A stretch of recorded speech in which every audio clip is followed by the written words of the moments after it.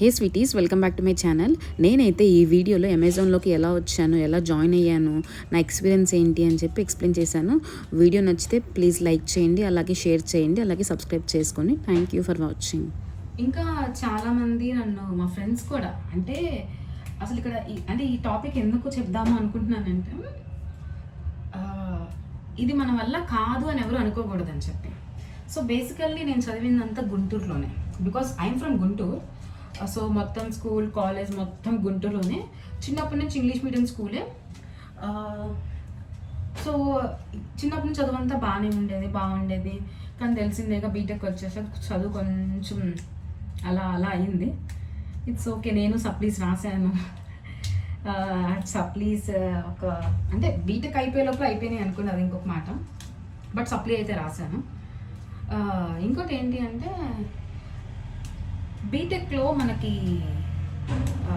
Last year, final year, B Tech 4th year 4-1 నుంచి start చేస్తారు ఈ ప్లేస్మెంట్స్ ఇవి అని స్టార్ట్ చేస్తారు. సో దానికి మా కాలేజ్లో నేను చదివింది VVIT, Vasireddy Venkatadri institute of technology, Kakani, పెద్ద కాకాని, నంబూరు దగ్గర ఉంటుంది. అది ఇప్పుడు వివిఐటి యూనివర్సిటీ అయ్యింది.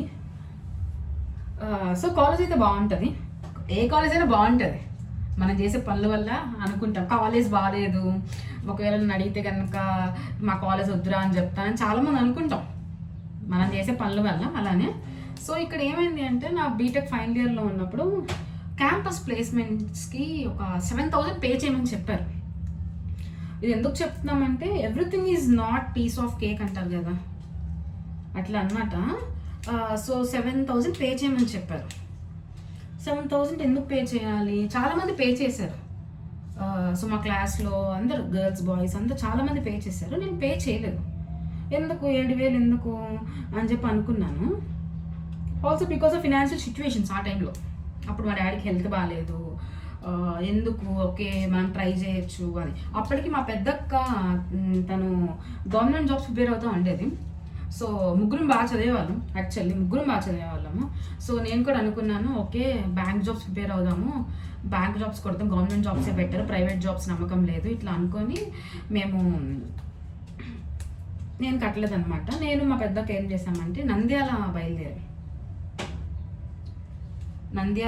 మీకు అందరికీ తెలిసే ఉంటుంది, నంద్యాల కొత్తగా చెప్పాల్సిన అవసరం లేదు బ్యాంక్ కోచింగ్కి. సో నేను మా అక్క అక్కడికి వెళ్ళి, ఇక్కడ కూర్చుందాం అక్క, మనం ఇక్కడ 1 year కూర్చుంటే నేర్చుకుంటే అన్నీ వచ్చేస్తాయి, మనము ట్రైనింగ్ తీసేసుకుని అంతా అయిపోతే గవర్నమెంట్ జాబ్ కొట్టేయచ్చు, ఇట్లా మాట్లాడుకున్నాం అనమాట. ఇట్లా మాట్లాడుకొని ఇంకా వెళ్ళాము, కూర్చున్నాం. ఫీజు ఏం కట్టలేదు. ఆ టైంలో మా పెద్దక్క పెళ్ళి కుదిరింది. సో అట్లా పోస్ట్పోన్ అయిపోయింది. ఆ తర్వాత 1 day అనుకుంటా, 1 day నాకు మా డాడీతో గొడవ అయిపోయింది. గొడవ అంటే పెద్దదేం కాదు, కానీ అప్పటికి అందరికి మా ఫ్రెండ్స్ బ్యాచెస్ అందరికి టీసీఎస్లు, ఇన్ఫోసిస్లు బాగా జాబ్లు వచ్చి ఆఫర్ లెటర్ చేతిలో పెట్టేసుకుని కూర్చొని ఉన్నారనమాట.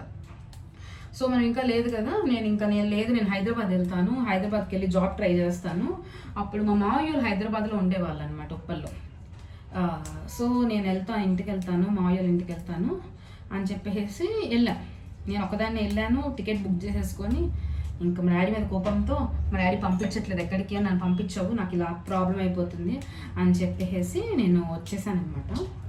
అక్కడ ఉప్పల్లో ఉండి, నేను ఉప్పల్ నుంచి రోజు ఇంటర్వ్యూస్కి అటెండ్ అవుదామని చెప్పేసి అనుకుని అమీర్పేట దాకా మెట్రో వచ్చి అలా మధ్యలో ఆటో బుక్ చేసుకొని ఎట్లా చేసి అట్లా ఇంటర్వ్యూస్కి అటెండ్ అయ్యేదాని అనమాట. ఒకరోజు మా ఫ్రెండ్ ఒక అమ్మాయి చెప్పింది, అమెజాన్ ఇంటర్వ్యూ జరుగుతున్నాయి వెళ్దామా అని. కానీ తనకి ఏదో వర్క్ వచ్చి తన అయిపోయింది. నేను వెళ్ళాను అనమాట. అది డైరెక్ట్ అమెజాన్ ఇంటర్వ్యూస్ కాదు ఫస్ట్ థింగ్. ఇక్కడ అమెజాన్ డైరెక్ట్గా నేనేం రాలేదు, ఏజెన్సీస్ ఉంటాయి మనకి. సో ఏజెన్సీ వాళ్ళు వైపు నుంచి ఇంటర్వ్యూస్ చేస్తారు, కానీ అది ఏజెన్సీ నాకు వెళ్ళేదాకా తెలియదు అనమాట. వెళ్ళాను, ఏజెన్సీ వాళ్ళు ఏం చేశారంటే, ఒకేసారి ఒక 5 members అలా నుంచో పెట్టేశారు. ఆ మేనేజర్ ఇలా కూర్చున్నారు. ఆ మేనేజర్ స్టిల్ ఇప్పుడు వర్క్ చేస్తున్నారు అమెజాన్కి. అసలు నుంచో పెట్టేసి మాట్లాడేసి, ఏదో సినిమాలో చూపించినట్టు, ఈ క్వశ్చన్ అయితే కనుక నాకు సినిమాలో చూపించినట్టు ఏదో సినిమా ఉంటుంది, శివాజీ గారిదనో బ్రహ్మానందం గారిది ఒక సినిమా, ఏదో నాకు గుర్తులేదు పేరు, గుర్తుంటే ఎవరికైనా కమెంట్ చేసేసేయండి. ఒక వస్తువుని ఇచ్చేసి దీన్ని నాకు అమ్మండి అని చెప్పి అంటారు, ఏదైనా థింగ్ ఉంటుంటే అట్లా సేమ్ అదే క్వశ్చన్ అడిగారనమాట. అక్కడ వచ్చిన బ్యాచ్ ఎవరు సైలెంట్గా నుంచో ఇలా చూస్తున్నారు మేనేజర్కి వెళ్ళి.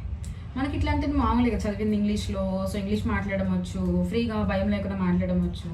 సో ఇవన్నీ ఏం చేసినా ఆయన చేతిలో నాకు అసలు టాప్ కూడా రాలేదు యాక్చువల్లీ. ఆయన చేతిలో ఇది ఉందన్నమాట. ఏంటది, మన ఇంతకుముందు బాగా ఒకటి ట్రెండ్ అయిపోయింది కదా, ఫోన్ పక్కన బయట బ్యాక్ పౌచ్ అంటాం కదా, పెట్టేసుకుని చేతితో పట్టుకొని ఇలా ఫొటోస్ దిగుతాను, అది ఉందన్నమాట. అది ఆయన చేతిలో చూసాను నేను. ఇంకా స్టార్ట్ చేసేసాను. బ్యాక్ పౌచ్ ఇలా మనం ఇప్పుడు నిద్రపోయేటప్పుడు ఇలా పక్కకు పెట్టుకోవచ్చు, అలా వాట్ ఎవర్ నాకు తెలిసింది, నాకు వచ్చింది కొంచెం చెప్పాను అనమాట. ఆయన ఇంకేం అనలేదు, from tomorrow onwards you can join అన్నారు, అంతే.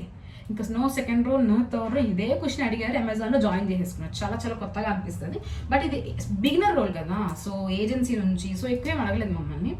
తర్వాత నాకు తెలిసింది ఏజెన్సీ ఇది అని. అప్పుడు 18,000 అని చెప్పారు మాకు, కానీ చేతికి వచ్చింది 12,000.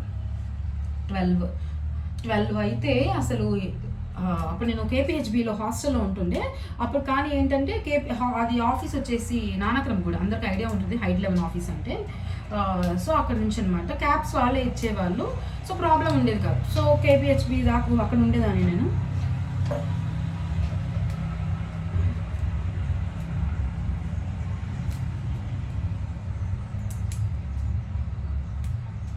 సో రోజు వెళ్ళి ఆఫీస్ నుంచి ఇంటి అది రూమ్ అంటే హాస్టల్, పీజీ నుంచి మళ్ళీ ఆఫీస్కి, ఇదంతా టైమింగ్స్ ఏంటి అంటే ఫస్ట్ వెళ్ళంగానే నైట్ షిఫ్ట్ వేసేసారు.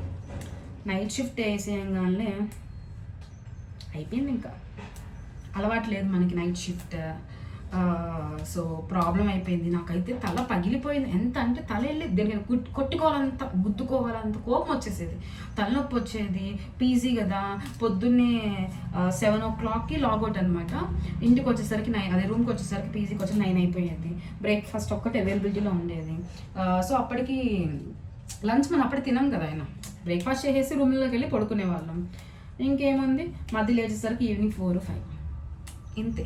మధ్య లంచ్ ఉండేది కాదు. మా మమ్మీ వాళ్ళు ఫోన్ చేస్తే ఫోన్ ఎత్తేవాళ్ళు కాదు. మా మమ్మీ వాళ్ళు చేస్తే నేను తిట్టేదాన్ని, ఎందుకు చేస్తున్నాను, నాకు పడుకొని ఎవరు నన్ను అని చెప్పి.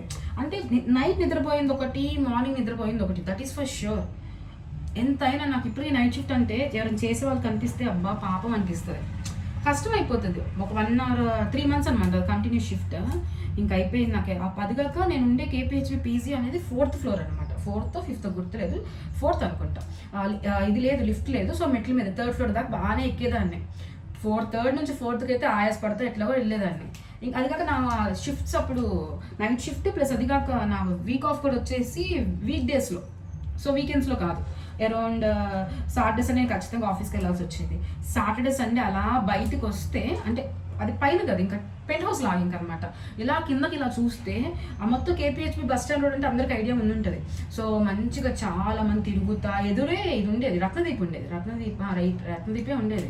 సో మంచిగా కనిపించేవాళ్ళు, అందరు వెళ్ళేవాళ్ళు. ఏంటబ్బా ఏంటిది మంచిగా, అసలు ఇట్లా కాదు మంది, ఇది కరెక్ట్ కాదు అని చెప్పి నేను ఏం చేశాను, ఇంట్లో చెప్పి మా డాడీకి చెప్పి రిజైన్ చేసేసి అమెజాన్ నుంచి. డూ యూ బిలీవ్, రిజైన్ చేసేసి బ్యాగ్ సర్దుకొని ఇంటికి వెళ్ళిపోయాను. అక్కడ రూమ్మేట్ ఒక అమ్మాయి ఉండేది, ప్రీతి అని, చాలా మంచి ఫ్రెండ్. ఇప్పుడు తను యూఎస్లో ఉంది, చాలా మంచి ఫ్రెండ్, కలిసి ఉండేవాళ్ళం. అది 4 sharing అయినా పైన కాబట్టి ఎవరు వచ్చేవాళ్ళు కాదు, 2 sharing అనమాట. అంతే 2 sharing లాగే ఉండేది, 4 sharing అయినా సరే. సో ప్రాబ్లం ఉండేది కాదు. కానీ ఏంటి అంటే నైట్ షిఫ్ట్ కాబట్టి చేయలేకపోయాను.